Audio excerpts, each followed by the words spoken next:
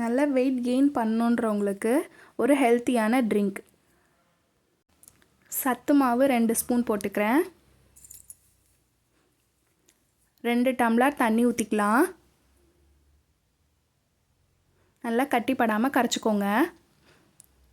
Stove on பண்ணாமலே நம்ம கட்டிப்படாமல் கரைச்சிக்கணும். Stove on பண்ணிவிட்டு கரைச்சோம்னா நமக்கு கரையாது, கட்டிப்பட்டுடும். கை விடாமல் கலக்கிக்கிட்டே இருக்கணும். அப்போ தான் கட்டிப்படாமல் இருக்கும். ஜஸ்ட்டு ஒரு 5 மினிட்ஸ் தான், சீக்கிரம் குக் ஆகிடும். காய்ச்சின பால் 1 டம்ளர், அதையும் நான் இதிலே சேர்த்துக்கிறேன். காய்ச்சி வச்சிருந்த பால் தான் நான் ஊற்றுறேன். ஊற்றி நல்லா கலக்கி விடுங்க. சர்க்கரை ஒரு 3 ஸ்பூன் போடுறேன். 2 பேருக்கு தேவையானதை நான் சொல்லியிருக்கேன்.